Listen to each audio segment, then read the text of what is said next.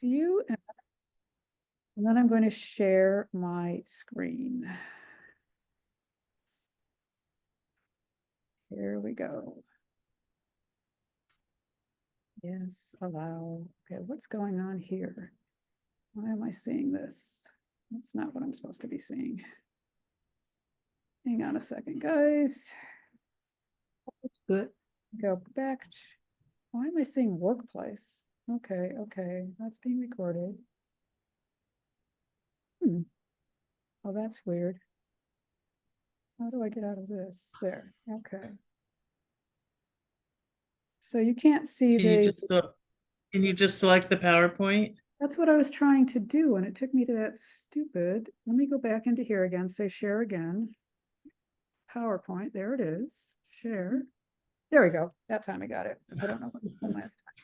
Okay, so let me start my slideshow. Okay, so welcome everybody to this first session of talks about Queen Consorts of England. I think everybody here knows me, so I'm going to kind of skip my introduction here. I was saying to someone earlier, actually, I do have an academic background in 16th and 17th century English history, although I ended up in academic libraries most of my career, but that's another story. But I've given a lot of talks on British monarchy over the last couple of years for Love Living at Home, and I've also taught various courses for Lifelong in Ithaca.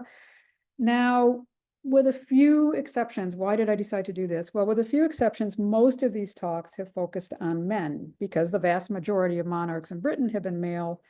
So this series, I really wanted to focus on female royalty, not monarchs, because there were relatively few of them, but rather queen consorts. So women who married into royalty. Now, in the past, I have presented talks on two very famous and some say infamous women, queen consorts, Eleanor of Aquitaine and Anne Boleyn. Those were both done for Love Living at Home, and if you go to YouTube, you can find those. But this time, I thought what I would do is try to introduce you to some lesser known, but nonetheless important queen consorts. So with that in mind, we're going to be examining seven, I think, very fascinating and influential women. Six of them were queen consorts. One was a woman who did not marry into royalty, but nonetheless, she had a lasting impact on English history. So while all these women have a connection to kingship, they're either wives of kings or mothers of kings, they were also highly intelligent, politically savvy women.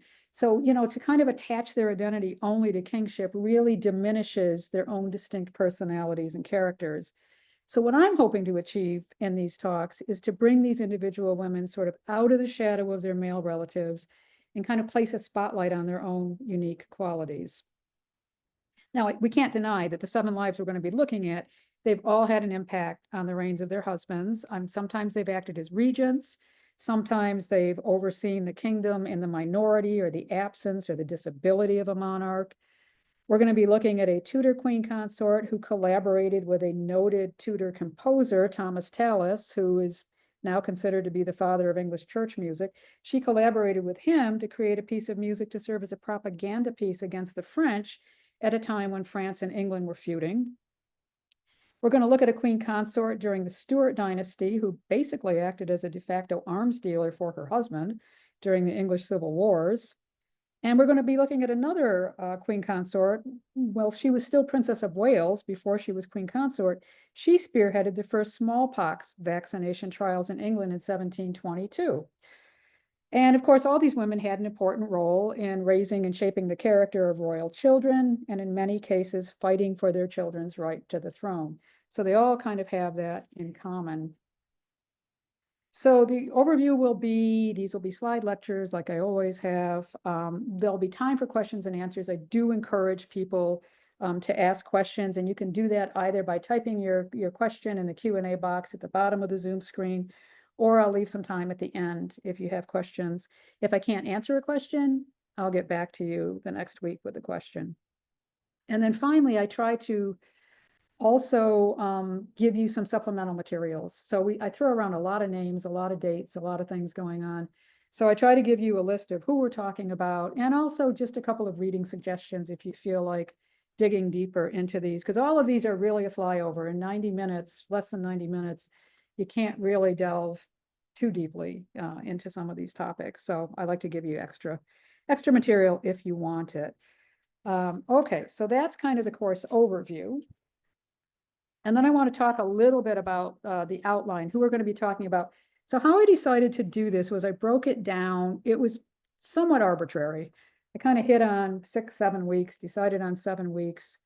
And then I thought what I would like to do is highlight a queen consort from each time period, starting with the Anglo-Saxons, going all the way up through the 20th century. And from there, I tried to think of women that were interesting, perhaps women you haven't heard of. As I said, 1 or 2 of these on here you may have heard of. So what we're starting this week with is the Anglo-Saxons, and that's Emma of Normandy. And you'll see she was quite the political strategist when we get into talking about her. In week 2, we'll be looking at Margaret of Anjou.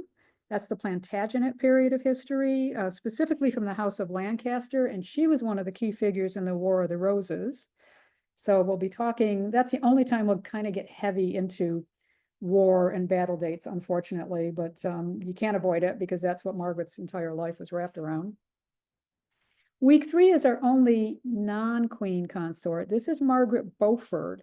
She was actually the mother of the Tudor dynasty. She was the mother of the first Tudor king, Henry VII, and a fascinating woman in and of herself, even though she was never queen herself. Week 4, we'll stick with the Tudors because I did want a queen consort. So, and they're the only queen consorts in the Tudor period were Henry VIII's wives. So most people know their names, but we're going to look at the last wife, Catherine Parr, because she was the one that wrote that piece of music that I was talking about, that propaganda piece. And then in week 5, we'll move on to the Stuart period, talk about Henrietta Maria. She's the one who acted as an arms dealer for her husband during the English Civil Wars. And then in week 6, Caroline of Ansbach. She was the one that spearheaded the smallpox vaccination campaign. And then we'll end with someone that I'm sure everybody has heard of, Elizabeth Bowes-Lyons, later known as Queen Elizabeth, the Queen Mother. She was the mother of Elizabeth II. So and she was also called by, supposedly, Hitler said she was the most dangerous woman in Europe during World War II. So we'll be talking about how there was a lot more behind her other than just the fluffy pastels and fluffy hats she wore. So those are the ladies we're going to be looking at. You are muted on entry, so we don't have to worry about that. As I said, if you have a question, you can type it in the Q&A, and we'll have time at the end. So Emma, let's talk about Emma. So Emma had the distinction of being the wife of 2 kings of the Anglo-Saxon period. Her first husband was Ethelred the Unready, and her second husband was Canute the Great, who was a Scandinavian who became king of England. And she was also the mother of 2 English kings, one of whom was Edward the Confessor. Her lifetime spanned a really significant time period in English history, and as we'll see, her power and influence waxed and waned, and we're going to see that kind of happening with a lot of these women. But she did play a key political role, and she was a major force in what was then very turbulent politics in the 11th century. Now, if you attended my talk on Eleanor of Aquitaine, which was a couple of years ago now, so you may not remember it, but if you did, you will see some parallels between Eleanor and Emma.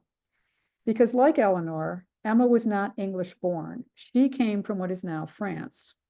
She was the daughter of a duke, like Eleanor. She was married to 2 kings, like Eleanor. She gave birth to sons who became kings, like Eleanor. And she fought for the rights of at least some of her sons. She served as de facto queen mother alongside one of them, as did Eleanor of Aquitaine for a bit. And if she wasn't imprisoned like Eleanor of Aquitaine, she was driven into exile a couple of times. So there are some similarities there. And as I said, I don't know if anyone came in late, but this happens to be the 973rd anniversary of Emma's death. I didn't plan it that way. It just kind of happened that way. So before we get into Emma's life, I want to give you a very brief overview of the Anglo-Saxons. They were made up of 3 Germanic peoples. The Saxons. Saxons were from Lower Saxony in northern Germany. The Angles, who were also from northern Germany, more near the Danish border. and the Jutes from Jutland, which is now part of Denmark. And if we go back to the end of the Roman occupation in Britain in the early 400s AD, the empire was increasingly under attack from various tribes. So Rome hired some Saxon soldiers as missionaries to come in and kind of fight on their side. But then Rome ends up pulling out, the Romans pull out of Britain, what was then called Britannia, in 410 AD. And the Saxons and the Angles kind of seized this opportunity to take control. They saw some chaos and they're like, hey, this is our time to kind of move in and take control. Now, initially, what we now know as England, it was comprised of many small groups and divided into a number of kingdoms. The Anglo-Saxons finally joined it into a single political entity known as the Kingdom of England. That was under the reign of King Ethelstan in the early 10th century. But initially, they had all these little kingdoms and little areas.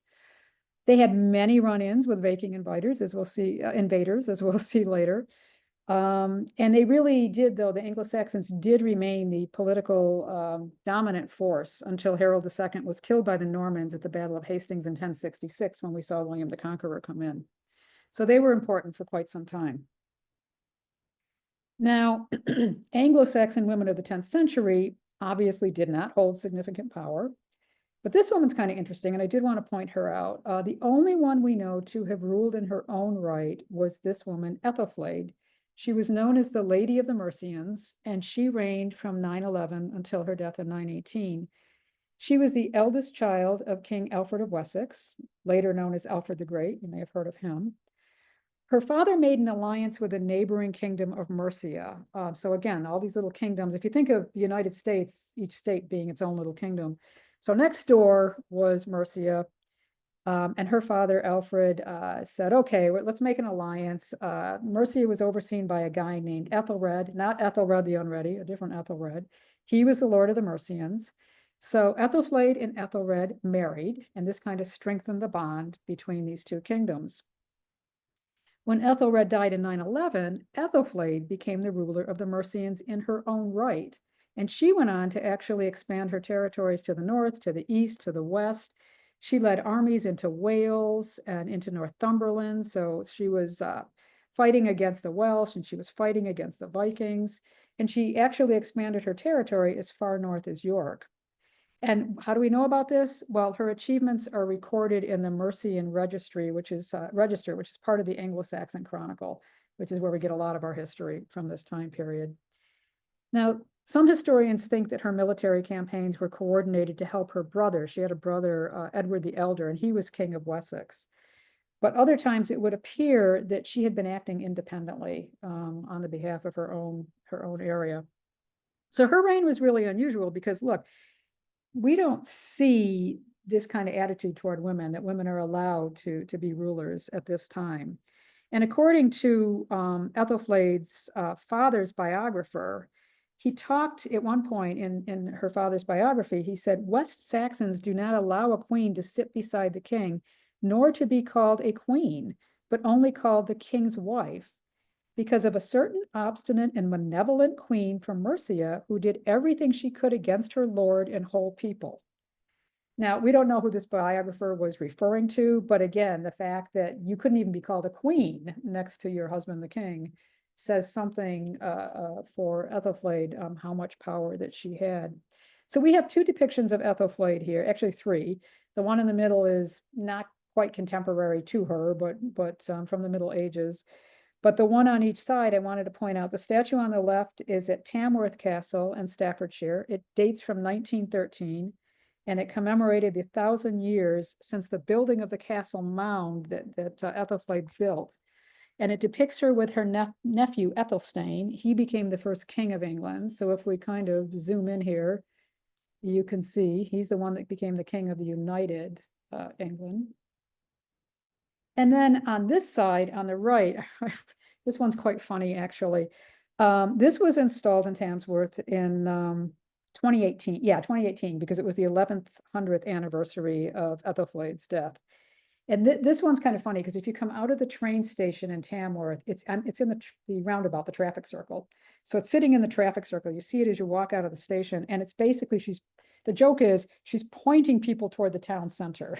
So her staff is kind of pointing in the direction of the town center. And Tamworth very wisely used this as a marketing and social media campaign. So what they did was they encouraged people to go on social media using the hashtag Do the Ethel and pose like the statue was posing. So you see some people on the left standing here by the traffic circle doing that, and on the right, I like all these school kids who are got their arms up there, kind of doing the Ethel. All right, so I just wanted to mention her because she was very unusual. But let's go on and talk a little bit about, I will say that just one more thing about Ethelflaed. She was initially succeeded by her daughter, actually, a woman named Elfwin. And the Mercian Register tells us again that only a year after she succeeded her mother, Elfwin was deprived of all her authority and taken into Wessex by her uncle Edward. And that was kind of the end of any female rule. Well, let's move on to Emma. We don't have an exact birth date for her, but we believe she was born sometime in the 980s, probably around 985. She was one of 9 children, the daughter of Richard I, also called Richard the Fearless. He was the Duke of Normandy, and his second wife, Gunnar, who we believe was of Danish descent. So Emma was born in what is now France, obviously. She was the great-granddaughter of a very famous Viking warrior named Rollo. And finally, she was the great aunt of William the Conqueror. So a little bit about Rollo. So Emma's father was the grandson of this guy, Rollo. He was believed to have come from Norway or Denmark, although some historians are now arguing he may have been from the Hebrides, a Scandinavian settlement in the Hebrides in North Scotland, but he was Scandinavian in any event. And he and his men came into what is now France around Rouen. They kind of put their base there and they hung out there for about 10 years. The French couldn't kick them out no matter what they tried to do. Rollo himself tried an unsuccessful raid on Paris in 911, and later he raided Chartres, but again, he was unsuccessful. But he was pretty locked down in that one little corner of France. And at some point, the local rulers, including the French King Charles III, because France, what is now France, it was a little bit like England in the sense that it was divided up into these dukedoms and these other areas. The King of France wasn't the king of the entire area that we think of today. But the local rulers, including the King of France, Charles III, they said, look, we're not going to get rid of Rollo. These guys are too rooted in the French kingdom. So let's try to make a truce with them. So Charles said, okay, look, I'll give you the northwest corner of France, what is now Normandy, in exchange for your allegiance to me. And that made sense. Actually, that was kind of savvy. These kind of deals went on all the time, but it was kind of savvy because that area, the Normandy area, was getting invaded and attacked all the time by other Vikings. So the French are like, let Rollo take care of it. This won't be our headache anymore. Let him take care of it. And as part of that agreement, Rollo, his court, and his army had to convert to Christianity. And he took the name of Robert at that time. So on the right, you can see him being baptized here.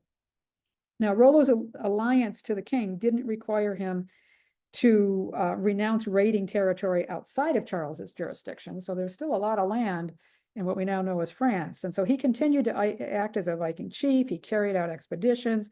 He expanded his territory where he could. So this was who Emma was related to. And you can see there's up here, that's the area that Rollo was in. He was given all of Normandy by the French king. He tried unsuccessfully to move down here before he got that territory, but just to show you where that is and where Emma came from.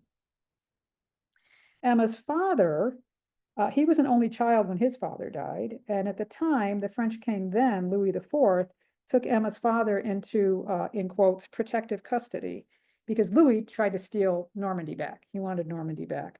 But Emma's father was able to be freed. Louis was captured. Emma's father continued to fight for his own duchy and hold off the French. And then he was very instrumental actually in helping secure the French throne for his former brother-in-law, Hugh Capet. And that heralded in the Capetian dynasty. But again, this is not a talk about French history, so that's as far as we're going with that. I just wanted to give you some background. Emma's mother, she was a very interesting woman. Some accounts say she was of noble Danish origin. Some say she was the daughter of a French forester, but that later, the only account we have of her being French was from a Norman chronicler who wasn't even born until about 100 years after she died. So we don't really take his word for it. We're pretty sure she was probably Danish. And according to historian Elizabeth Van Houts, Emma's mother was said to be very well versed in languages. She had an excellent memory. She was known to make very advantageous marriages for her 3 daughters, for her sisters, for her nieces. And we even see her name in ducal charters up to the 1020s, which means she was witnessing some of the charters of her husband, which meant she had a position of some sort of importance and power. She long outlived her husband and many of her children. And we know that she was at the side of one of her sons, Richard II, and it was presumed that she deputized for him from time to time when he was Duke of Normandy. And Van Houts tells us that the poet Warner of Rouen painted Gunnar as a woman of diplomatic skills who possessed a sense of humor. And that's not something we don't hear about women's personalities that way in the Middle Ages or in the Anglo-Saxon period. So that was kind of interesting too. The image here, this is the only one I could find of Gunnar, but this is a very interesting one. So she is basically confirming a charter at the Abbey of Mount Saint-Michel. And this is from the 12th century. So this is later, obviously, not in her time. But you can see, again, if you zoom in, this long charter roll that she's giving to the abbots, that she's presenting to the abbots here. So she was well enough known to have images made of her, to be mentioned, and her name was in the charters. Okay, so back to Emma. So we know then that she likely had Scandinavian ancestry on both sides of her family. She wouldn't have had the high level of education afforded to royal children in England. She wouldn't have been that well educated, but she would have spoken both Danish and French, and that would come in useful a little bit later.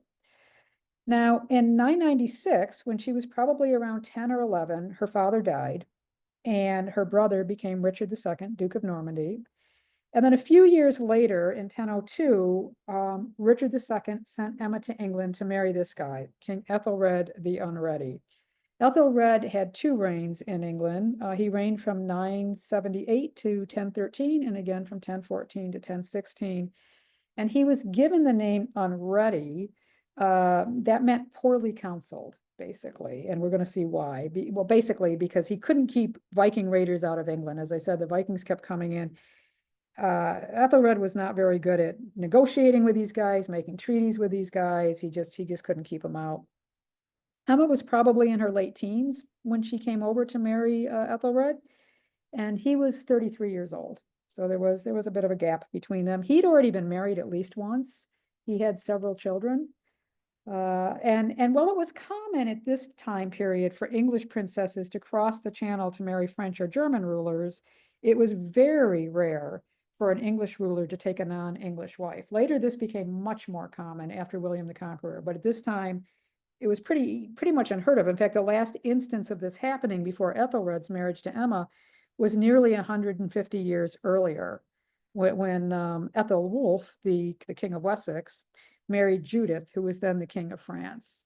So that it had been a long, long time. So Emma arrives in England in the spring of 1002, and we're told, in quotes, she was fittingly decked out with an abundance of wedding gifts carried by female horses laden with showy harness and gold and silver strappings, with an innumerable crowd of servants of either sex, and with an abundance of chests filled and weighed down with silk clothing worked in gold. So this would have been quite a spectacle. People would have come out in the streets to watch this, not only for this procession, but out of curiosity to see who is this foreign woman coming in to marry our king.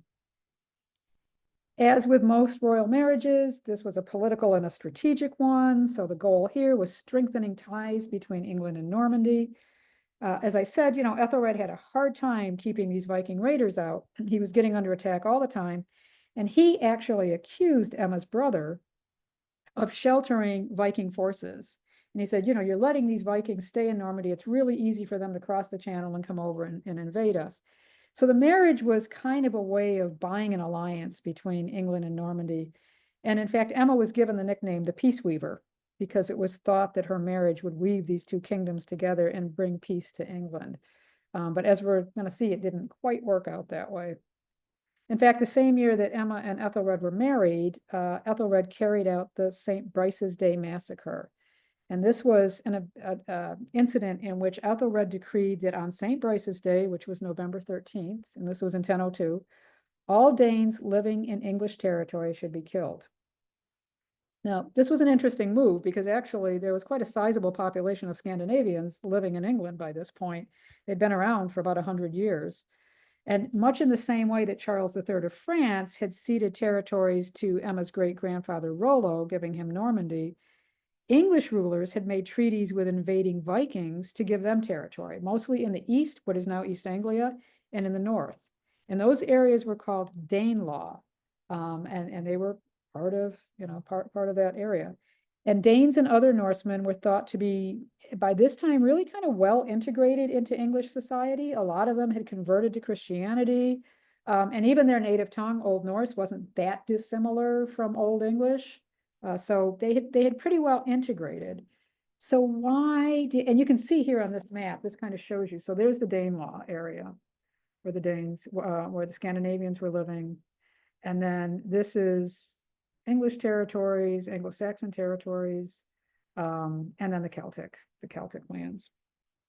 So why did Ethelred decide to launch this massacre? Well, it was due in part to a response to Viking raids, which kept coming in waves despite this alliance.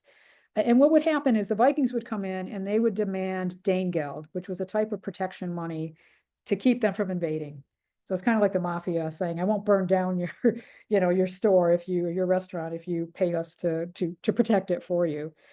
And how did Ethelred get this money? He had to raise taxes, which was not popular, but the payments were continuous. They were costly. They most likely kept going up.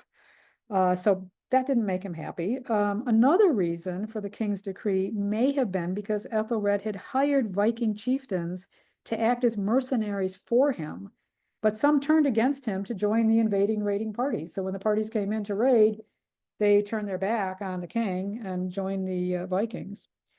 And then finally, the Anglo-Saxon Chronicle tells us that Ethelred's advisors told him there was a plot to kill him and steal his kingdom. So he was also worried about his personal safety. So here's poor Emma coming in from this country, and she's got the Scandinavian background, and now as soon as she comes in, her husband's cutting down all these Danes. It's uncertain just how many Danes did die, and actually there is some debate as to whether Ethelred really meant to kill all the Danes or just those rogue mercenaries and the Viking invaders. There's also, some people are even contesting the term massacre because they think at this time there are about 1 million Scandinavians living in England. That was almost half of the country's population. That was huge. And had he really wanted to wipe out all of those people, we should be finding mass burial sites all over the place. Now, they did find some mass graves in Oxford in 2008 and in Dorset in 2009, but either the vast majority of these Scandinavians were living in the Danelaw area that he did not go into, or there really not that many that were killed. We're not really sure. But I wanted to bring that up. We're going to return to the consequences of this massacre a little bit later. But again, Emma's about 17. She's coming to a strange country that's dealing with a lot of instability. She's marrying a man she's never met. Not only is he much older than her, he's been married, he's got kids. So she's stepping into it. And upon her marriage, she adopted the English named Elfgifu, and this means elf gift. Now, coincidentally or not, it was also the name of Ethelred's parental grandmother and possibly one of his earlier wives. And remember Elfgifu, because that name's going to come up again later in Emma's life in an interesting way. So she adopts an English name, an Anglo-Saxon name. They had at least 3 children together that we know of: Edward, who later became known as Edward the Confessor, Alfred, and a daughter, Godgifu, which meant God's gift. And during the early years of her marriage, Emma was really just focusing on how to be an English queen, how to be a mother and a stepmother to these other kids, how to deal with everything that the politics entailed around her. And she was kind of given the title, she who is at the king's side. So in her early years, she was being a very conventional queen. And although she would not have had a lot of what we now call agency early in her marriage, the year she married, her name does appear in the witness lists of royal charters. And again, this is really important. Now, royal charters were typically a formal document in Latin. They usually recorded a king's grant of land or privileges to religious houses or maybe to a lay person. And the term charter also applies to documents in Old English, such as records of lawsuits, wills, letters, royal writs. And the witnesses to these charters, these witness lists, they're usually comprised of the monarch's heirs and his council, his official council. So in the first surviving charter Emma witnessed that we have, her name appears after the king and after the archbishops, but before Ethelred's sons and before the bishops. So that's a pretty prominent position. She's actually ahead of his sons. Charters from 1004 to 1005 find her appearing before the archbishops even. But at this point, she's behind the sons. So people are moving around on these lists. But from 1006 onward, she always held the second witness position after Ethelred. And that's huge. That really says something about her position at court. Now, the one we see here, this is just an example. This is written in ink, it's on parchment, and it's Ethelred's charter for a bishop of Cornwall back in 994, kind of confirming his status as a bishop, but I just wanted to show you what one of these charters looks like. So, I mentioned the Viking raids on England.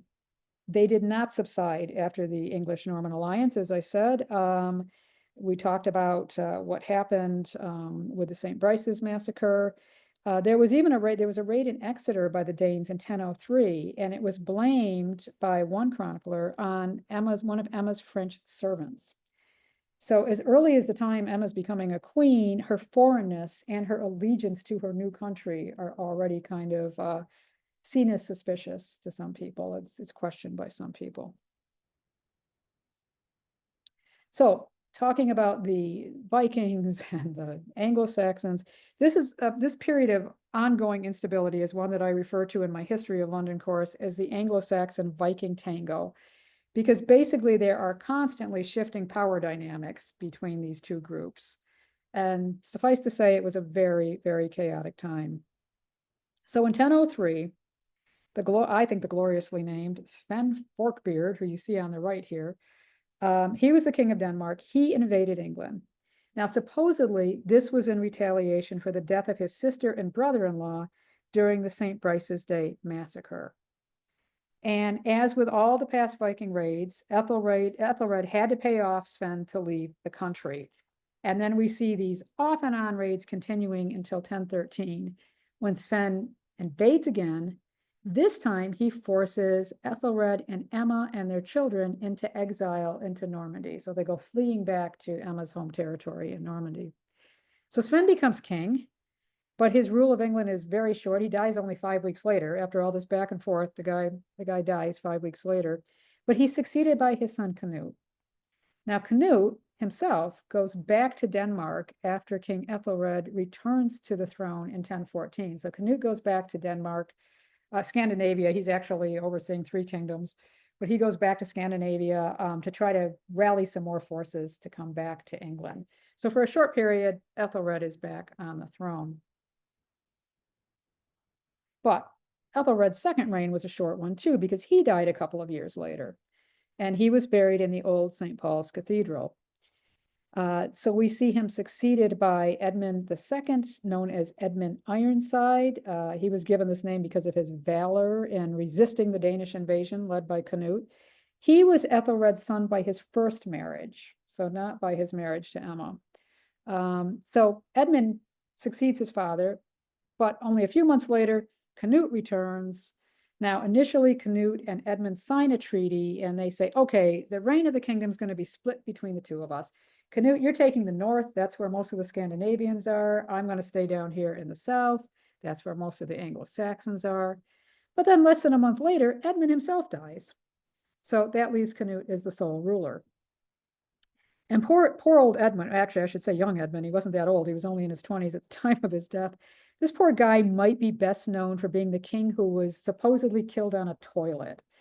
So conspiracy theories sprung up after his death because he died suddenly, he was young, but actually all of Canute's sons died young. I mean, all of Ethelred's sons tended to die young for some reason.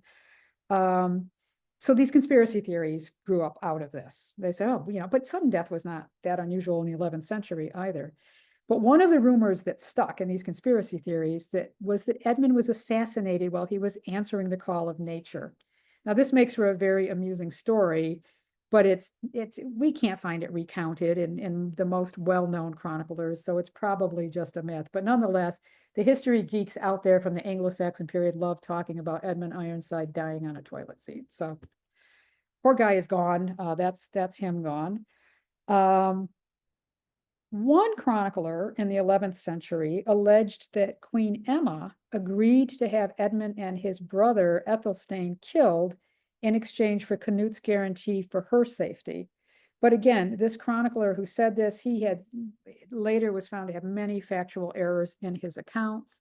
So we don't know if that's true. But historian Pauline Stafford did point out, she said, Emma would want to promote her sons by Ethelred, and we'll see this later. Emma was all about promoting her children. And had indeed she wanted to promote her sons by Ethelred over those of the sons of his first marriage, then it would have been to her advantage to have Edmund bumped off, but we'll never know. We don't know. So that brings us to Canute. So now he's king of England. This guy was pretty amazing. He's only the second king in England ever to be given the title of the Great. He had an empire that stretched across Scandinavia. He was quite adept at making himself agreeable to the English. Basically, he established peace between the Danes and the English. He ruled through existing English laws. So he didn't come in and say, okay, I'm going to lay my laws on you guys. He said, no, we'll use existing English laws. He promoted Englishmen as his advisors.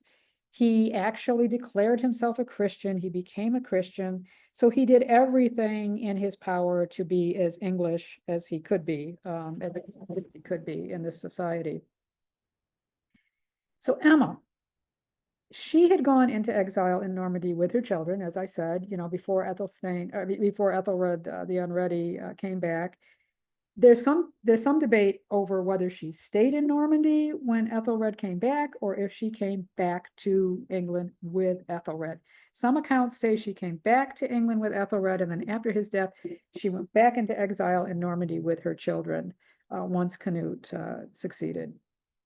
We do know in 1017, Emma returned to England if she had left at all. And at this time, she marries Canute. He had put aside his first wife, with whom he had 2 sons. And his first wife, and it's quite interesting because her name was Elfgifu, so another Elfgifu. And he put her aside, but he never divorced her. So basically, he was kind of a bigamist. I mean, his first marriage was not a Christian marriage. When he married Emma, he married her in a church, so that was considered the legal, real marriage. But Elfgifu, meanwhile, he kind of puts her aside to take up with Emma, but he sends Elfgifu and his son with Elfgifu, another Sven, over to Denmark to rule in his stead. Sven was still a child at that time, so Elfgifu was acting as regent for her son in Denmark. And she would continue to be kind of a thorn in Emma's side. Emma never quite got over the presence of this woman in her life. But anyway, she marries Canute. And again, as with everything else in history, there's even some contentious debates about how they came to be married, because the Anglo-Saxon chronicles tell us one thing, the Scandinavian chronicles tell us another thing. So as I said, some people think she went into exile. Some people, and that Canute called for her, forced her to come back to England to marry him. Others say that she was caught while she was trying to escape from England, and she married him. She had to marry him. What we do know is from Emma's own account, her marriage to Canute was said to be a harmonious and happy one. But we're going to take a look at her account a little bit later, but that's what she tells us. Certainly, this was a mutually beneficial arrangement because Emma's political influence and personal wealth rose during this time. Some historians say, well, maybe she married Canute in a bid to spare the lives of her sons. That could well be the case. Marrying Canute also allowed her to retain her English queenship, and it also made her queen consort in Denmark and Norway, because these were his territories as well. As the wife of the former king and mother to rival claimants to the throne, Ethelred's sons, she would have been in a very vulnerable position had she stayed in England and not done something else. So marrying Canute gave her, protection that way. And what does Canute get out of this marriage? Well, for his part, it reinforced his superiority as in his role as the King of England, right? He was trying really hard to call himself the King of England. So again, it was a strategic move, just the same way Ethelred and Emma's marriage was a strategic move to kind of make these bonds between England and Normandy. The wedding of Emma and Canute was also seen as a move toward a peaceful alliance and acceptance in England. Emma understood English politics and culture by this point. She'd been around a long time, so this was going to prove useful to her new husband. And again, like I said, her brother was Duke of Normandy, a very powerful dukedom. So when he married Emma, Canute made an alliance with Normandy. So again, this made a lot of sense. And then finally, marrying Emma and having children with her effectively neutralized any challenge from Emma's children that she had had with Ethelred. They were still in Normandy. And with him having children with Emma, then he could say, okay, my kids come first. Now, I mentioned Elfgifu, King Canute's other wife. One of the things that Emma talks about in the account of her life, which we'll look at a little later, is as part of the agreement to marry Canute, in her words, she said that he had to put aside any children from any other woman. Well, the only other woman was Elfgifu, but she never mentions Elfgifu by name. Elfgifu shows up twice, but never by name. So she said by any other woman. So what she was basically saying was, any children I have with you are going to be the heirs, not those kids you had with this other woman. So she really was, Elfgifu was a thorn in her side. So with Canute, Emma had two children. She had a son, Harthacnut, and a daughter, Gunhild. And as I mentioned, Canute had children with his first wife, well, his other wife, Svein, who went to Denmark, and Harold Harefoot. But it appears he said to Emma, okay, I'll make that promise. And, any sons you give me will succeed as king. Oops. Why is this letting me move on? There we go. Now, Emma appears to have been a crucial figure in Canute's government. So we do have surviving documents showing her advising the king. And as with her first husband, she appears in witness lists for various royal charters. In the early days of Canute's reign, she may have helped him establish various royal or alliances with important institutions, English institutions, most particularly churches and the church at Canterbury. And you see here, this particular royal charter mentions Canute giving land to the Archbishop of Canterbury at Emma's request. Emma requested this specifically. And there's some evidence, we're not 100% sure, but there's some evidence she may have served as regent when Canute was out of the country as well. Now, one indication we have of Emma's importance alongside Canute is the Book of Life that you see here. The purpose of a book of life is to record the names of members and friends of monasteries or convents. And the belief was if your name was recorded there, it would also appear in the heavenly book that's open on the day of judgment. Now, during his reign, Canute won the support of the English church by presenting himself as a Christian king. As I said before, he converted. He made overtures of reconciliation toward the church. He became a very generous patron of monasteries. He became a devotee of English saints. He performed public gestures of atonement for some of the worst atrocities that happened during his conquest. And he even founded a church on the site of one of his battles in which to commemorate the dead and pay honor to the then Archbishop of Canterbury, who had been brutally murdered by the Danish. So what we see here, this is an image of Canute and Emma made in their lifetime, so very rare. And it depicts them presenting a precious golden cross to the new minster in Winchester. And they're being crowned by angels while this is going on. You've got Christ, the Virgin Mary, St. Peter above them, and below them you have monks. So this kind of shows an ideal royal couple. They're devout, they're generous toward the church, they're being remembered as major benefactors. And if we zoom in again to give you a closer look here,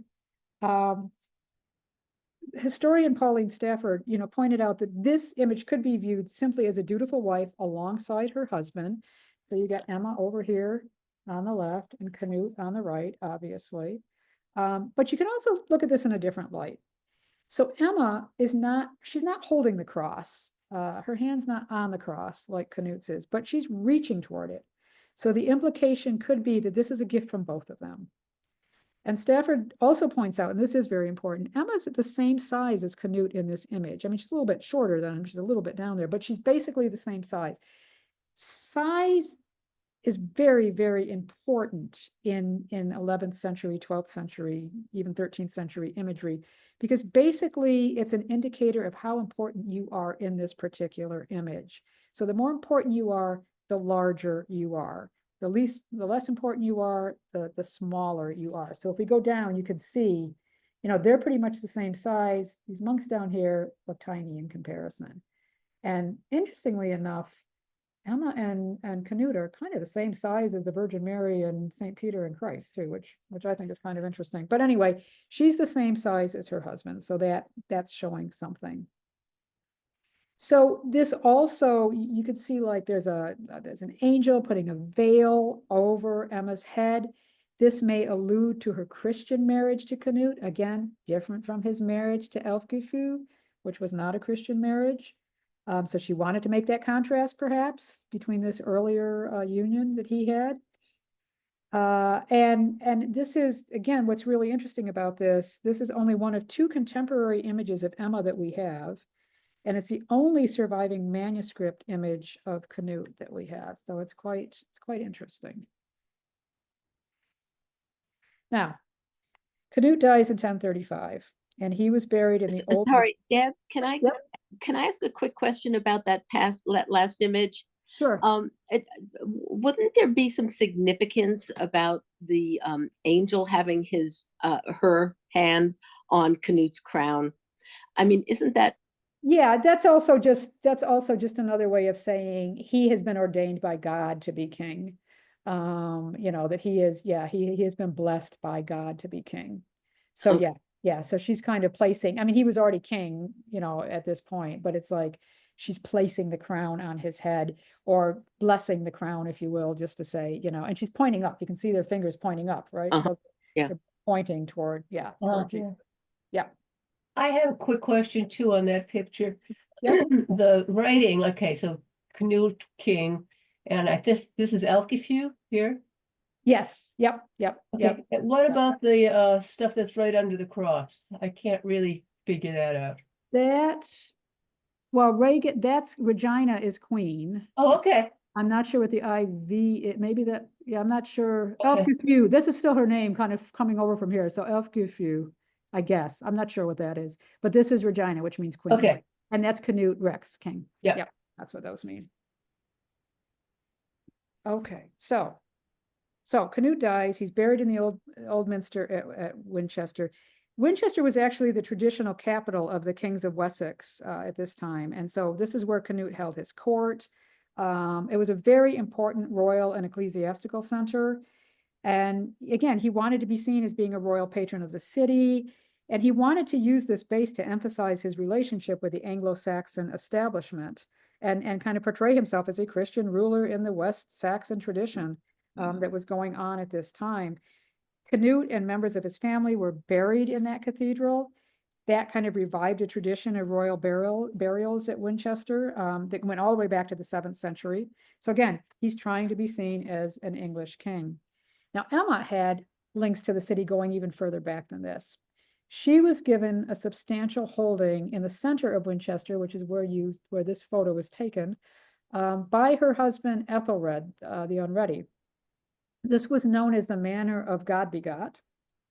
And he made this gift to her at the height of the Scandinavian attacks.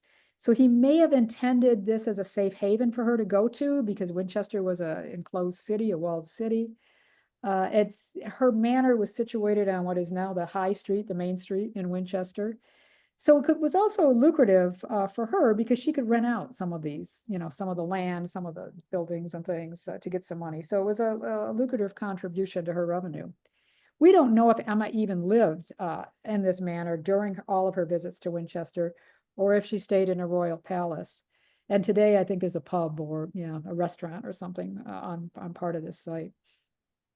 But so Canute dies, and she continued to try to influence the political landscape after his death, but a succession battle ensued. So at the time of Canute's death, his son Svein, if you remember, I said he had been sent with his mother to Normandy. He had been sent with Elfgild to Normandy to rule. They subsequently got kicked out of Normandy, but they ended up in Norway, and he ended up ruling Norway. Meanwhile, Harthacnut, his son with Emma, was ruling in Denmark. So he wasn't on the scene. He wasn't in England. And Emma's two sons, Alfred and Edward, by Ethelred, were still in Normandy. So that left only one person. That left Harold Harefoot, who was Canute's other son by Elfginu. He was the only one who was in England at this time. So he takes advantage to come in and grab the throne because these other guys are nowhere to be seen. So even though, it's supposed to be Harthacnut, Harold Harefoot, who we see here, kind of takes over. His nickname meant Fleet of Foot, we're told. So theoretically, Harthacnut was a legitimate heir. He should have ascended to the throne, but he's over in Denmark, so Harold takes the opportunity. He grabs the throne. After Canute dies, Emma takes Canute's body to Winchester, but she not only takes his body to Winchester, she takes the treasury, and she takes the household bodyguard, because she wants to get her son Harthacnut on the throne. It's believed that at this point in time, Emma starts spreading rumors about Canute's other wife and the legitimacy of Harold Harefoot. So she's making these rumors that he's not even Canute's son. So amid all of this, Emma's sons with Ethelred, Edward and Alfred, they're over in Normandy. They come back to England in 1036. Alfred is soon killed. He was captured, he was blinded and then killed. Edward may have briefly joined his mother in Winchester, but then he goes back to Normandy. There are again some theories that Emma encouraged her sons to return to England to better secure her position and their futures, but we know at the same time she really was pushing Canute's son, the son she had with Canute. There's no definitive proof of any of this, but it could be the case that she was using her other sons one way or another. There was even some theories that she may have had a hand in the death of Alfred. But again, there's so many rumors flying around about this woman, it's hard to say. What we do know is that for the first time in 30 years, Emma lacked proximity to the throne, and she lost any influence to which she was accustomed. So it was obviously in her best interest to see one of her sons become king, whether it was one of Ethelred's sons or Canute's, the son she had with Canute. So technically what happens? So technically, Harold Harefoot and Harthacnut are jointly reigning. So Harthacnut's still in Denmark, but Harold says, okay, I'll hold down the fort for you over here. So supposedly they were jointly reigning. This happened until 1037, and Emma's still in Winchester, and her base in Winchester. She's trying to protect Harthacnut's interests. But then Harold gains enough support to become the sole ruler. And Emma goes into exile a second time. This time she goes to Flanders. She goes to Bruges in 1037. She's over there. She's still trying to regain the English throne for Harthacnut, or if not him, one of her English sons. So Harold dies. Harold Harefoot dies. He doesn't have an heir. This leads Harthacnut to launch an invasion of England. He stops long enough in Flanders to pick his mother, to pick up Emma and bring her back. And at the same time, Emma's son Edward, he's actually invited by Harthacnut. He said, "Come out of exile from Normandy. Come on back. We'll try to do this kind of as a joint rulership, if you will. I'll rule with you jointly." Harthacnut rules for only 2 years, and he dies in somewhat mysterious circumstances. You can see this image on the right here. The Anglo-Saxon Chronicle tells us that the young king was attending a wedding in Lambeth, now part of London, but it was outside London at that point, when, in quotes, as he stood at his drink, and he suddenly fell to the earth with an awful convulsion, and those who were close by took hold of him, and he spoke no word afterwards. So he died suddenly. Now, during his time as king, when he was ruling for those 2 years, Emma was at his side, and she was very visible in her role as queen mother. And her name continued to show up in witness lists, and that again was considered very significant. Now, just as sort of a side note on Harthacnut, this guy, he was not very popular. He ruled as an autocrat. He levied expensive taxes.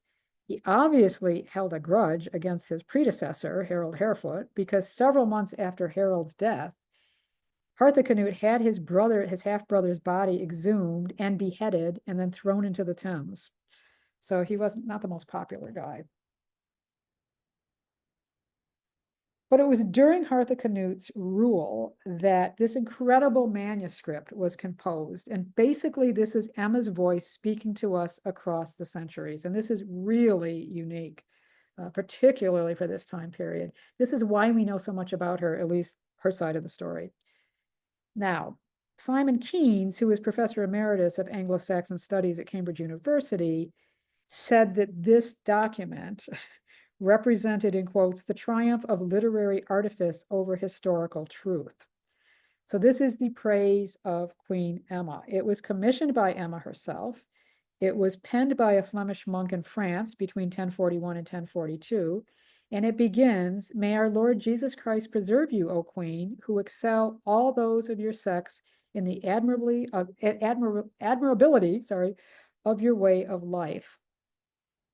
It's a very interesting and valuable document, in part because we have no sustained contemporary English narrative of Canut's reign, and she talks a lot about this in this document.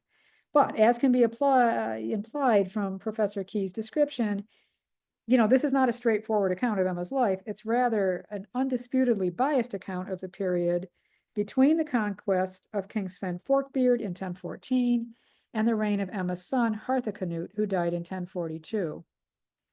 It's very interesting. It serves a very positive light on the role played by Emma during the reign of her husband Canute and his successors. There's been a lot of debate as to her motivation for commissioning this work. Some historians think she was nervous about her future, and the narrative of the text seeks to justify her behavior and her actions from the time of Canute up until Harthacnut's kingship, while also glorifying her.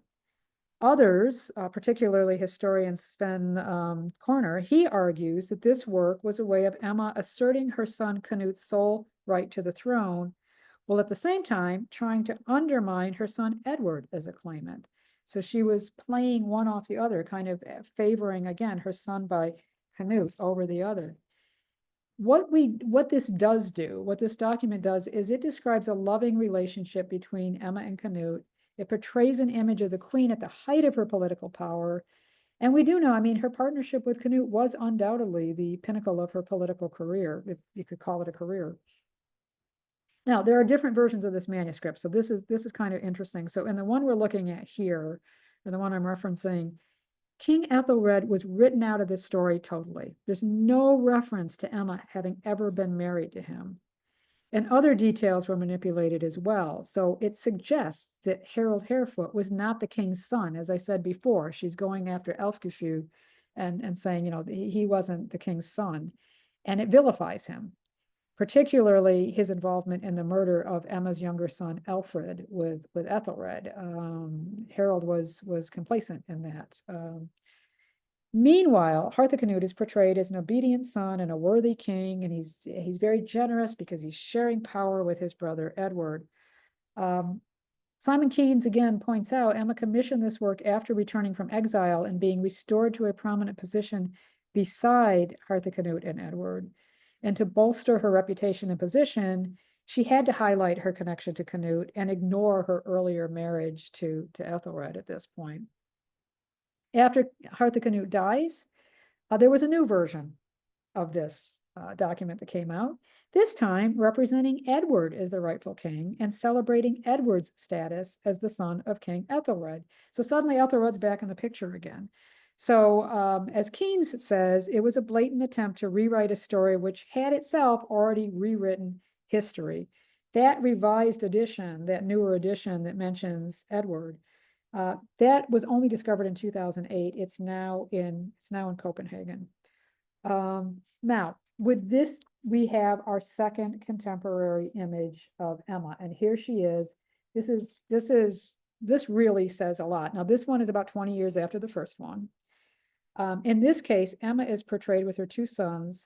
There's no ambiguity as to the importance she is portraying here. She's seated on a throne. She has a crown on her head. A kneeling character. This is probably the monk who wrote this manuscript. He's handing the book to her, and you can see her sons are kind of in the wings here. Now, Pauline Stafford, who I mentioned earlier, she still sees some ambiguity in this image. I think personally, it really portrays Emma as taking center stage. She's front and center here, and this manuscript is sending a message that Emma does not desire to fade into the background quietly. So there's been debate, as to the historical value of this work, and it's a very interesting work to read, because yes, it is biased, but I would argue all contemporary history is biased. It's always written, all history is written with a bias. We can't take everything written in this work as wholly accurate, but nonetheless, it's a truly remarkable piece of work. It's the earliest surviving account dedicated to a female political figure from England. And it gives us a glimpse into Emma's character. It allows us to speculate as to her motives in commissioning the work, even if it is a propaganda piece. And finally, it really presents a picture of a woman really firmly intent on controlling the political narrative of the time and controlling her own narrative. And I just find that absolutely fascinating. Oops, I gotta get out of there we go. So, as I said, Harthacnut dies. He dies in 1042. He does not have an heir. So now Emma's son with Ethelred the Unready, Edward, he becomes the sole ruler. And unfortunately for Emma, this is when her fortunes really start to fall off again. Edward was a very pious man. He had very strongly held religious views. He was notable for being the only English king to be canonized, and he also founded the great abbey at Westminster Abbey. So shortly after his coronation, Edward stripped his mother of her wealth and most of her property. According to the Anglo-Saxon Chronicle, Edward came to Emma with his men and, in quotes, deprived her of all the treasures which she owned and which were beyond counting, because she had formerly been very hard to the king, her son, in that she did less for him than before he became king and afterwards as well. We were told by the Anglo-Saxon Chronicle, however, that Emma was allowed to stay in Winchester, but she lost a lot of her property. She lost her wealth. Many theories, why did Edward act in this manner? Well, there was speculation that Edward had a very tense relationship with his mother. Again, that first version of In Praise of Queen Emma, she's really pushing Harthacnut here, not Edward. So he was undoubtedly not happy about that. And for many years, Emma's sons by Ethelred remained in France while she was in England. So they weren't close to their mother in many ways. And, Edward may have been unhappy that Emma married his father's enemy. She was later accused of having offered aid to Magnus of Norway for an invasion of England. She was accused of having a relationship with the Bishop of Winchester.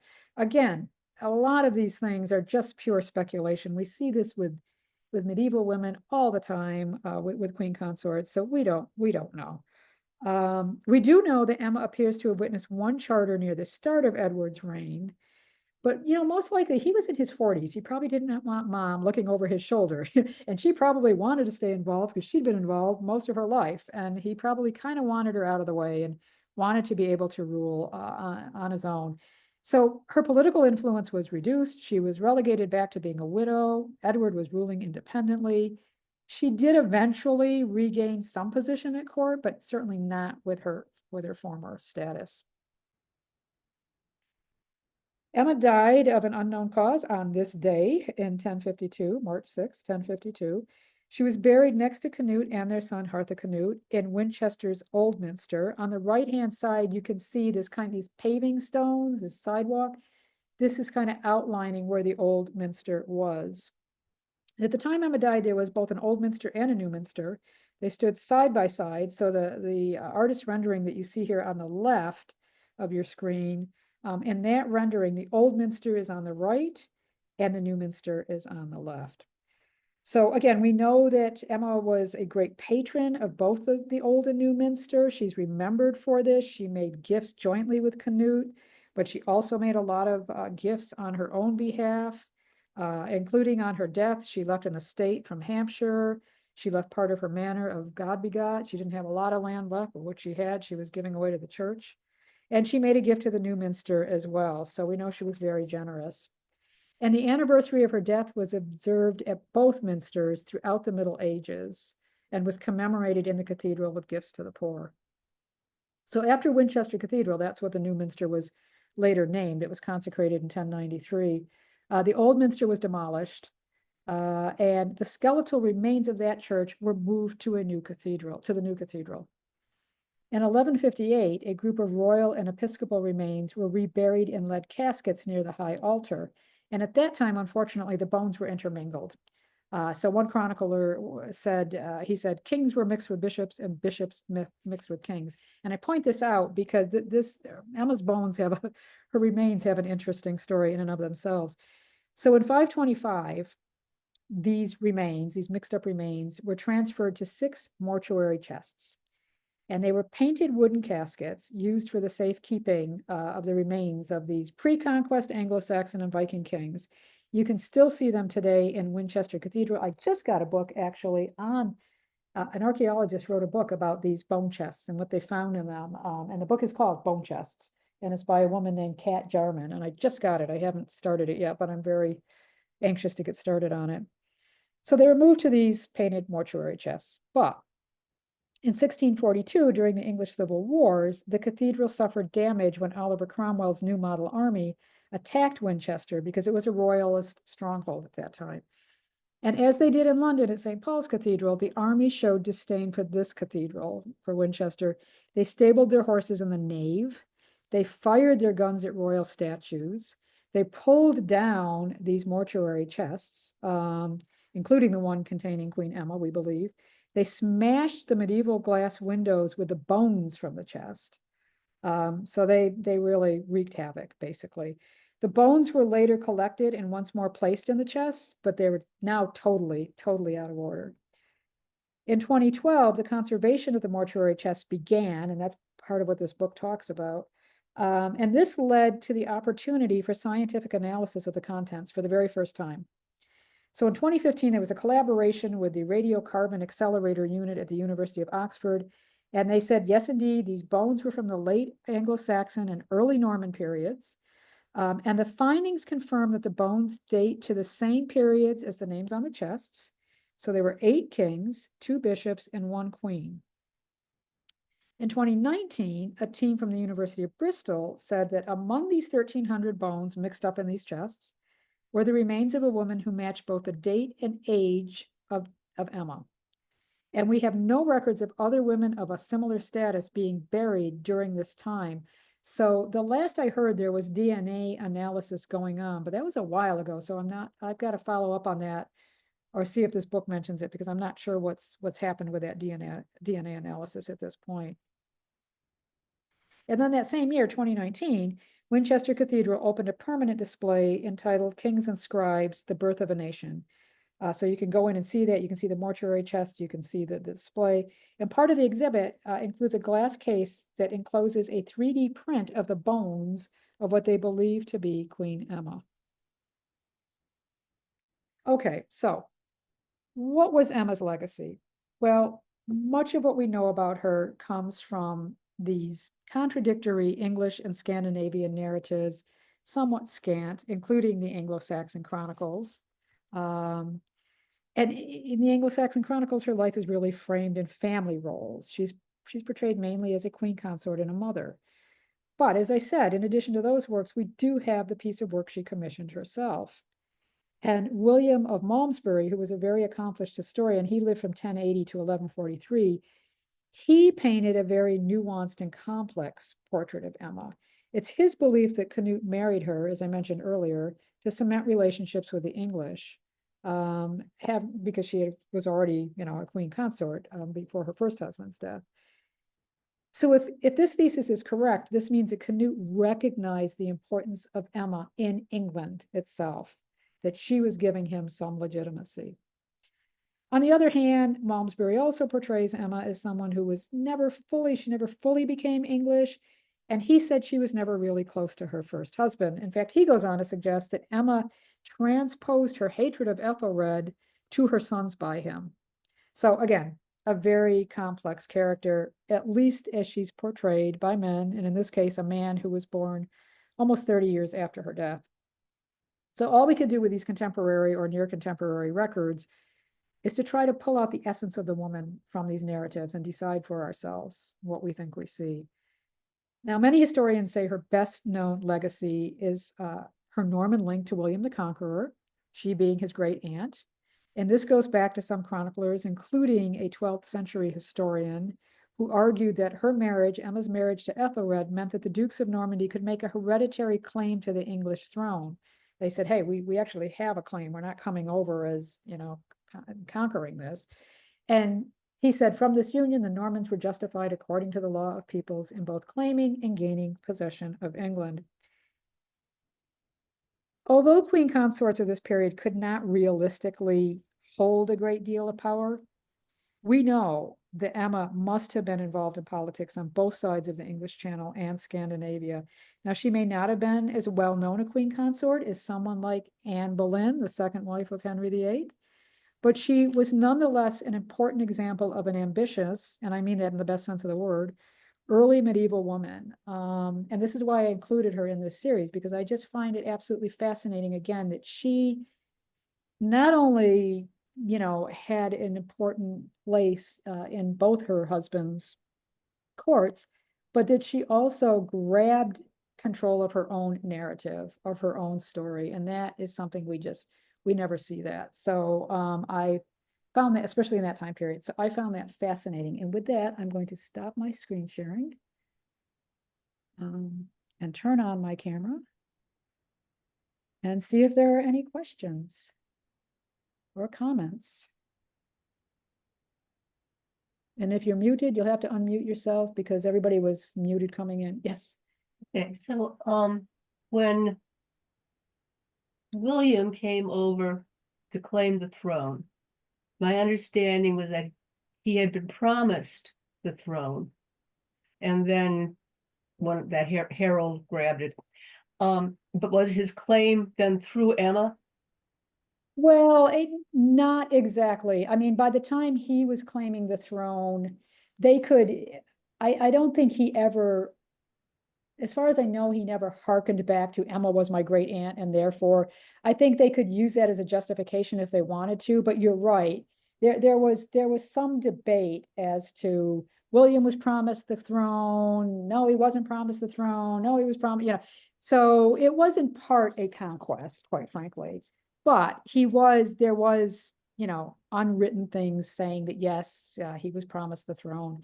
So, yeah, I don't know that he ever, I'd have to look into that. I don't think he ever referenced Emma as a justification for claiming the throne.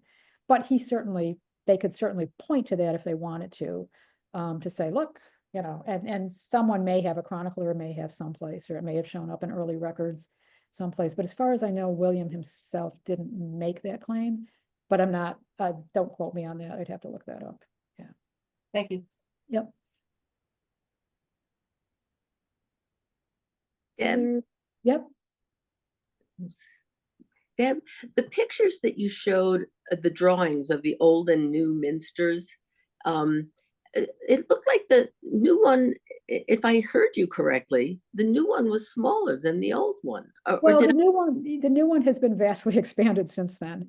Yeah, So but that was 1093. I think it was probably just the way the perspective of the artist's rendition. oh, okay. I don't think it was actually smaller, but that was a contemporary meaning now. Yeah, an artist drawing it in the last, I don't I know. just wondered if I misheard you and had them. Yeah, no, I don't think, again, I don't know for sure how actually big the new Minster was. I doubt it would have been smaller than the old Yeah, Minster. that's what didn't make And sense. certainly if you go to Westminster, if you go to Winchester today, it doesn't look anything like that, I mean, it's been, Yeah, no, I realized that. I just was yeah, just yeah. confusing to me. And then Yeah. also the picture that you showed of Edward the Confessor. What was that? Was that a tapestry on some fabric or I Let me go couldn't tell. back and look at which one. It Oh, looked like it. no, the last one I showed you was actually, that was William the Conqueror. The very last image. No, the Edward the Confessor one. Let me go up. Let me see. Where is Edward? Oh, Edward, here he is.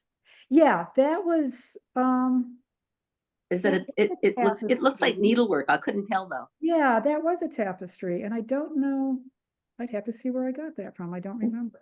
Just Don't remember where curious. this one came from. Yeah, I'll have to look that one up. Not sure. Can I ask, your main source was the Anglo-Saxon Chronicles? Was that how has that come down to be handed down? How has it survived? There were several different versions of it over centuries, and again, it's not the thing that is problematic about the Anglo-Saxon Chronicle. So it's actually, some people call it the Anglo-Saxon Chronicles because there were several of them. They were written after the fact in all of these cases, so none of them were true contemporary accounts. The Scandinavian ones were slightly more contemporary, but they have been translated. They have been, there's several versions of them out there. You can find them. I think there are even some that are digitized now, so you can read like the modern English version of these. So they were handed down over the centuries, they were transcribed. It was the record of the time, although as I say, many of them, when you look at them, like some of them were actually 100 years after the fact that they were writing about. So as with everything else, it's just, you have to take, it's all we have. It's all we have, but you have to take all of it with a certain grain of salt. Even the chroniclers that are sometimes writing in those periods, again, they have political agendas of what they're saying, why they're saying what they're saying. And it's the same way with the chronicles. So the chronicles might be, whoever's writing might be writing to boost up one side of one family or one dynasty over another. So they're going to make somebody look worse, or they're going to make somebody look better because they weren't writing in the moment, which is what makes Emma's, although problematic because it was her agenda, it makes it problematic, but it also makes it absolutely fascinating because it's a document we have that was actually written at the time, not written by somebody 100 years later, not reported by the Anglo-Saxon Chronicle 150 years later, but actually written in the time, even though it has a bias as well. But yeah, they were handed down, they were translated various times. There were numerous ones over, oh God, I don't know. I don't even remember how long, but they stretched out over quite a period of time, but they were not contemporary for the most part to the time period.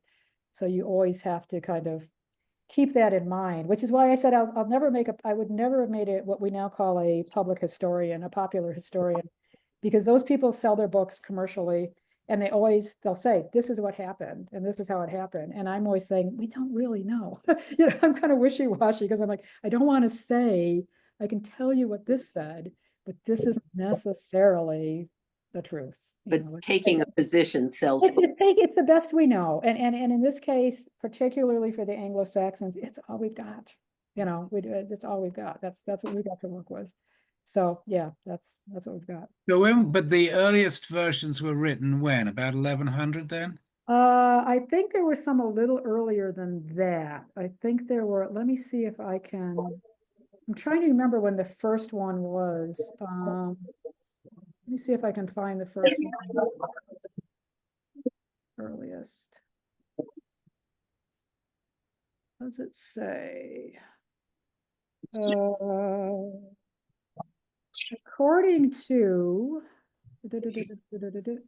so they go back as far as Alfred. So Alfred the Great is the one that kind of started this whole thing. So actually it would have been in the late, probably around 900, the late 800s to early 900s. So they start early, but the problem is the ones that are often explaining who we're talking about were written after. So the ones written during Alfred's time were written about people before Alfred, sort of thing. So they're constantly kind of doing a catch up sort of thing. So they're writing about periods earlier. But yeah, Alfred the Great is the one that started. His scholars started writing these. Where did they survive? Were they at Winchester or where were they kept? That's a good question. I am not sure where the various ones would have been kept. They would have been kept at wherever the court of the king was, so probably Winchester for a time. The king's courts moved around, but most of the Anglo-Saxons and the early Normans were at Winchester. So they probably would have been kept by monks there. They were probably, they were housed that way. His scholars wrote them, but we know that monks often transcribed things. And now, as I say, if you go, you can, go out and Google and you can find some of these that have been digitized.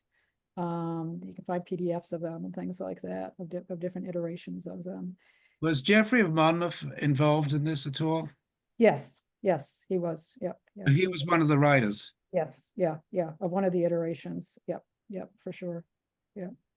Yeah, so there's a lot. I mean, there are books out there on the Anglo-Saxon Chronicles. There are whole books just describing the various chronicles and how they differed and when they were written and who wrote them and who was involved. And they're very interesting. The Scandinavian ones, I had to get obviously information from people writing about those because I can't read, I can't read Old Norse.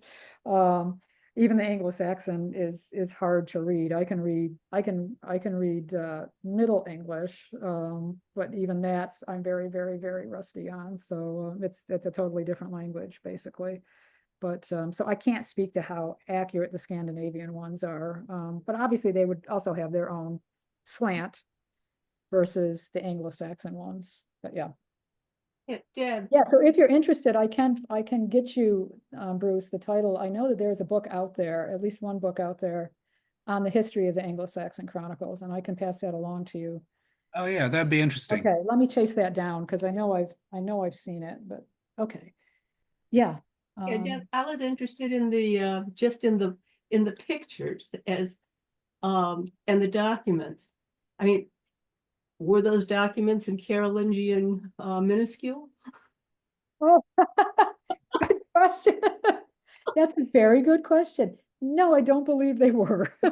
It's sort of close though. It's Some of them are close, some of them are close. Yeah, very good question. I don't believe so, but they are close. Yes, yeah. you look at them and you could almost imagine them being typewritten. Yeah, some of the handwriting is just absolutely beautiful. Yeah. And you really wonder also if they had something lined underneath it. So Oh, like when we learned in school, when we were. because they're doing- perfect. They Yeah. are absolutely Yeah. perfect. They were masters at this and they spent, days and days. There were people that did nothing but sit and write these things out, which is obviously, not only is that a lost art, that type of handwriting. Normal handwriting is a lost art. Now we're all on keyboards. My Yeah. handwriting is practically illegible because I don't write anything anymore. I don't write checks. I don't write anything. I just, I type everything. The But old yeah. manuscripts, is the they picture would put a keep- pinprick at Oh. the end of each line. Oh, And and then right the between one end manuscript and the other end. was actually scored. There wasn't an actual ink mark, but they were just indented with a bone folder or something like that. Thank you. So they Okay. did have a Yeah. cheat line. They could cheat a little bit. Okay. Yeah. But yeah, just this idea of them sitting for hours and hours and hours, and then you get into the Middle Ages and the beautiful illuminated manuscripts, Yeah. not just the writing, but the illuminations. Yeah, yeah. And also you look at the pictures of the people and you wonder, or at least I wonder, about a perception. Because they're cross-eyed. And there's the crown's hanging off here, off the head. And obviously they could see just as clearly as we could see.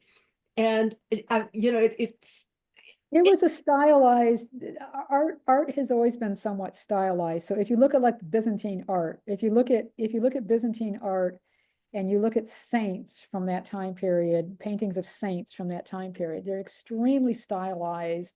And then you move into the Renaissance and they start looking more realistic, more not quite as not idealized, but quite as whatever you want to call the Byzantine type of art. And it was the same way in the Middle Ages. There were just very specific ways of creating Yeah.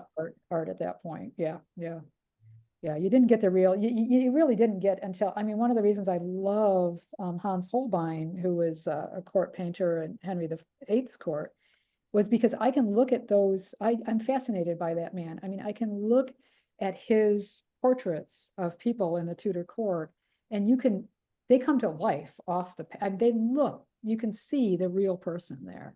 Yeah. But that's not how people were taught and how people were making portraits back in the Middle Ages. It evolved over time. Alan, I just want to make one more comment on this subject and then I'll shut up. I was thinking also, of course, I've been reading about Charlemagne. Yeah. And Which we need to do this weekend. I haven't even had a chance to get to Charlemagne yet. but the pictures of him are all they're quite similar. The paintings, the representations, and they do not match. There's that one courtier, I'm getting it screwed in my head with Erhard, and it's not Erhard, it's Air something. Yeah. But at any rate, he describes him physically very different than those pictures. And the portraits. Well, and also portraits are often meant to flatter.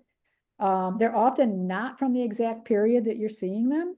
Mhm. So a lot of the medieval portraits we see of people they're not in their lifetime. And that's, again, what was so interesting about Emma's. We've got two that were actually when she was alive. Lots of times these portraits you'll see will be well after someone has died. And then lots of times you will see portraits that replicate.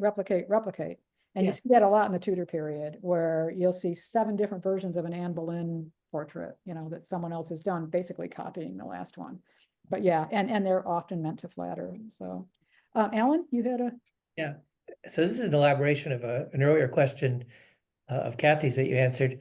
You see, I think you said that Emma was great aunt of William the Conqueror, Right. as I understood it. So does that mean then that one of her siblings was a grandparent of William the Conqueror? And if so, what is sort of what is the description of the genealogy in that range? I think it was her. Oh gosh, I've got to go back and look. I think. Is it right that Harold was a half-brother of William? Harold of Hastings? I seem to recall that. Yeah, I think so. Yeah. So I think it came through one of her siblings who, I'd have to go back and look at the family tree again to get it exactly right. But I think it was one of her siblings' marriages I'd have to go back and look, Ellen, to tell you the truth. Without having it right in front of me, I'm not exactly sure, but I can find out. Because she was one of several children that Richard had, and I think it was through one of her siblings' marriages. But William became Duke of Normandy, so it must have been one of her brothers, I would guess. But yeah, I'd have to, or her brother's son. I think it may have been her brother's son. I'd have to look it up again to see. So sorry, I joined late, of course. No, that's okay. And my head is, I'll be quite honest with you. I am still writing the latter lectures. And so my head right now is kind of enmeshed in a different family tree. So when you said that, I had to sort of step back and say, oh gosh, what was this now? I don't remember. But by virtue of the fact that he became Duke of Normandy, it probably passed down through Richard II, her brother. But I'd have to, double check that. Maybe Richard II's son. I don't know. I can find out. But I'll have to look it up. I don't want to guess and be wrong. Yeah. Yeah, I guess Richard II part was before I came, so I didn't. Yeah, that was her. So when Emma's father died, her father was Richard I. And when he died, her brother became Richard II, and he's the one that arranged the marriage between Emma and Ethelred, her first husband. So, Thank you. okay. So, Deb. Yep. I actually came on early and then lost my internet connection and had to Oh, no. reboot. And so I came in a little bit late. And so I perhaps you've discussed, I came in when you had the list of the people going forward, you know, that you were, in the series. Yes, yes, yes. How difficult was it to come up with, you know, who to include and who to leave out? And was it totally obvious, you know, to you that these were? It was, I wanted to pick, so my criteria was one from each dynasty. Okay. So I started with the Anglo-Saxons and finished with the 20th century. I wanted to try to highlight women who I felt, and it was hard, what was hard was, the hardest period was, so we don't have, again, a lot of records about the Anglo-Saxons. So Emma was the standout one for lots of reasons that I highlighted today. When you get into the Plantagenets, their reign was so long. I mean, their dynasty was hundreds of years. And there are so many interesting women that I could have picked from. So that one was trickier. That one was harder. I decided I was looking for women that had certain characteristics in common. So we'll see next week with Margaret of Anjou, another woman who came from France to marry an English king, another woman who had to fight for the rights of her son, and had who was quite feisty and had quite a bit of agency. Well, agency, as much agency as you could have at the time. But another woman whose fortunes waxed and waned. So I was trying to find women who I felt were, you know, it's hard because now we have this thing where it's gotten very popular to talk about queenship. It's become a very popular in the curriculum. And sometimes you can go, you have to be careful. You can go a little too far and say, oh, these women were strong and successful and powerful. They were within certain constraints because we've got to be realistic. This was a time when women were not powerful and, you know, did not have free reign. If they did, Emma wouldn't have been in exile, you know, I mean, type of thing. So they were still very, very, very much dependent on men. And that's the case for a lot of these women. But what I was trying to find was just women that had commonalities in terms of having strong characters, who perhaps were treated unkindly sometimes by history. And I kind of alluded to that with Emma. You know, I didn't go deep into the weeds with that, but she was said to have had affairs. She was said to have possibly killed off her son, and they did this and did that, you know, and we don't know, you know, I mean, the reason I'm not saying that she didn't, because she very well could have. She had a very strong personality, and she certainly was, you know, had reason to want to be near the throne.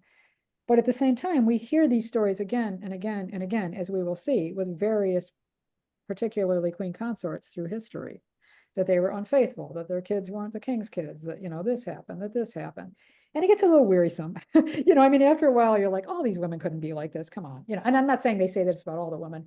So I was trying to find women who I thought were somewhat put upon, perhaps, or perhaps somewhat misrepresented or questionably represented, but who were also strong women. So the hard part was the Plantagenets, because it was such a long dynasty, and there were some really fascinating women to cherry pick from. And I hit on Margaret of Anjou because, God forgive me when you have to listen to that lecture, because there's an awful lot about the War of the Roses, and that's a very difficult war to discuss. But she was quite an important figure in that. And then for the Tudors, like I said, the only Tudor queen consort, it had to be one of Henry's wives.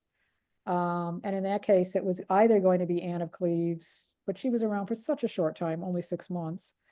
And I found Catherine Parr really fascinating because I actually, by a total fluke, ended up attending the concert where that piece of music that she composed, she composed the lyrics, the words, that piece of music was discovered, and it was played for the first time in over 400 years in 2017 on Good Friday in London at a concert in London. And I just happened to have tickets for that concert. No idea that this was part of that concert, and it made national news. I mean, it was on the BBC News that day before we went to the concert, and I'm like, I had no idea, you know. So I became very fascinated. She was a fascinating person anyway, but then I became very fascinated with, wow, this is another woman she was seen as just being a nursemaid for her old husband, for Henry VIII, and she was far from that. Yeah. So, and I thought of the wives, that might be one that people didn't know as well. I wasn't sure, you know. Well, she's having a moment right now. Well, she's you know. having a moment. She's definitely having a moment. And again, So, she's having a moment for some of the wrong reasons, but yes. so the Bruce. one obvious one you've missed out is Eleanor of Aquitaine. I did a lecture on Eleanor of Aquitaine I'm for sorry. Love Living at Home a couple of years ago. So that's up on YouTube. So yeah, that's why I said at the beginning, I said, I've done Anne Boleyn and I've done Eleanor of Aquitaine. Mhm. And those are two that were, Eleanor of Aquitaine was absolutely amazing. She was amazing. But again, more well-known. I was trying to pick the ones that maybe the name wouldn't be quite as familiar with the people. But yeah, there is a whole talk on Eleanor of Aquitaine that you can find on YouTube if you search for Love Living at Home, and that you'll find it. Isn't there a Beaufort in it? Yes, On the, Margaret Beaufort. Yeah, Margaret okay, Beaufort. yeah. So she's the That's what I thought. only, she's the only non-queen consort in the series, and I had to talk about her, even though she's not a queen consort, because again, what an amazing life this one. I mean, this woman just had an amazing life, as we'll see, and she was really the mother of the Tudor dynasty. I mean, she was responsible, very influential, I would say, for getting her son on the throne as Henry VII. And he had a very shaky claim to the throne. I mean, talk about shaky claims to the throne. His was pretty shaky. But she fought for it, and she had quite the life. So, and quite the life during his reign as well. So yeah, she's the only non-queen consort, but I wanted to put her in there. I didn't want to ignore her. Wanted to put her in there. So, two comments. One is that, you talk about the women's, to the extent that they were powerful, Yeah. being very constrained, and Eleanor of Aquitaine, in terms of, we do all know about her, and if anyone was powerful and whatever, and Henry put her, Or in prison. Yeah.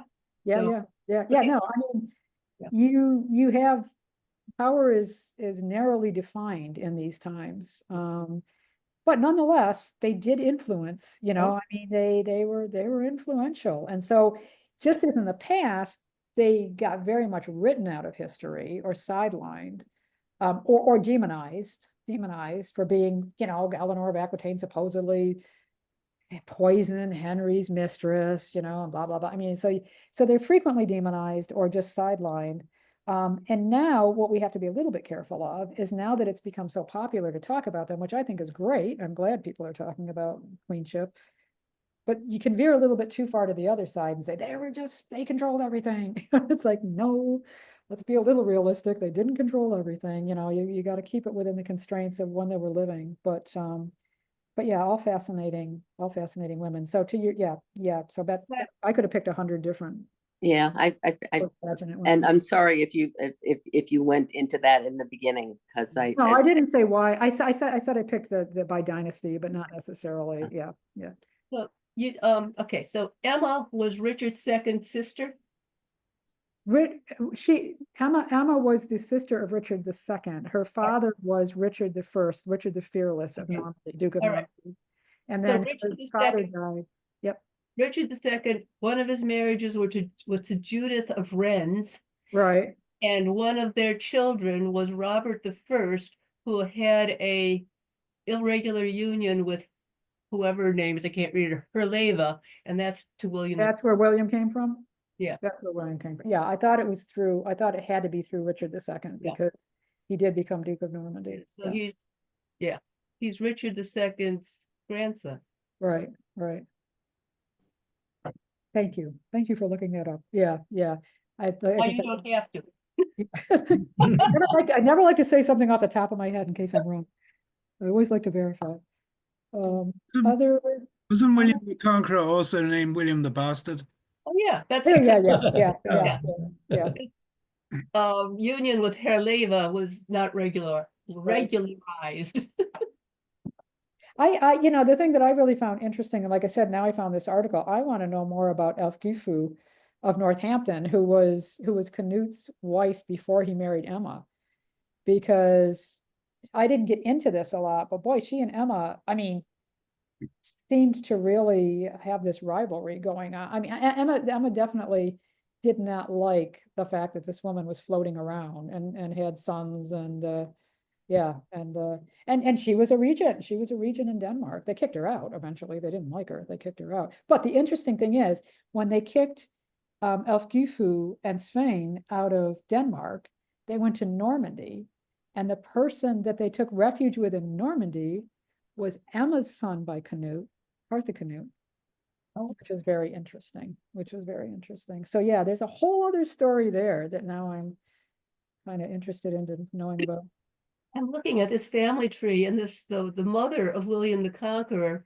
I don't know if she was married to Walter of Falais at the same time she was consorting with Robert I, or if that was later. But at any rate. I don't know, but yeah. But we'll have to read the Daily Mail. That's right, yeah, the gossip sheets of the time. Some things never change, No.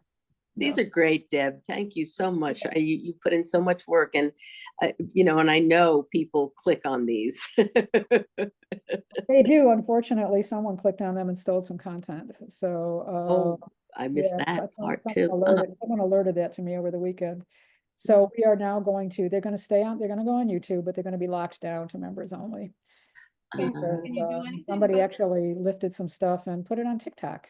Can you As- do as their anything about own- that?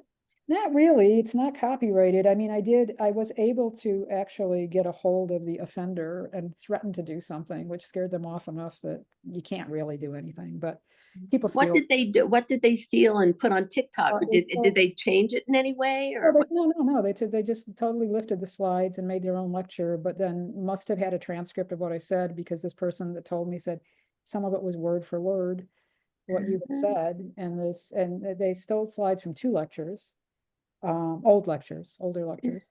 But, so yeah, I spoke to the office today and said, I'm fine with these being recorded, I'm fine with them being on YouTube, but please lock them down, because this takes me weeks to do. Yeah. This is my intellectual content, even though it's not copyrighted, but it's very easy. People do that. They lift stuff all the time. Yeah. So, and a friend of mine just happened to stumble across one. She goes, the minute I saw it, I said, I know who this is. I know whose work this is. This is not. And she wrote a comment apparently on TikTok, and contacted TikTok, and then she sent me the information. Wow. And Good. so I, did a little blustery, when of course I had no right to do anything about it, but it was enough to scare whoever it was off. And they didn't apologize, but it disappeared. Oh, Not there anymore. But yeah, that was kind of unpleasant. oh, So interesting. they'll still be there, but unfortunately they'll be locked down to members. We should use it as a selling point for your lectures. You have to become a member if you want to see this. Like I said, the answer- Steal. Yes. Yeah, right. People tried to steal. Stolen right and left, and you Oh, yeah, can be in the so beginning. popular that, well, that's what I was laughing about the Anne Boleyn one, because someone said, oh, your lecture must have been really good. And I said, no, it's just Anne Boleyn is really popular. So people went out on YouTube and just searched for Anne Boleyn. Yeah. That one's had over 1,500 views. Yeah. But that has Right nothing next to to do with me. the Christmas ornaments, Yeah, I said, it's nothing to do with me. It's just that they were searching Anne Boleyn, and so they happened to hit on it and watch it. But I said, that's nothing to do with me. But yeah, but at this point, I'm like, no, I'm sorry. These things take me a good month a piece to research and write and edit and stuff. So I'm like, no, I'm not having somebody lift my stuff. So yeah, but, well, I'm glad everybody enjoyed it, I hope. Oh, yes. Thank you, Deb. Um, Fascinating as always. Yes. You Yeah. did And, such a good job. I will see you next week when we will move on to another woman who comes over from what is now France to marry another English king, and really ends up in a lot of turmoil. You think Emma had it. You think Emma's life is tumultuous. Wait till we get to Margaret of Anjou. So see everybody next week. Thanks. All so right. much. Thanks, Thank Deb. you. Thanks. Bye-bye. Bye. Bye.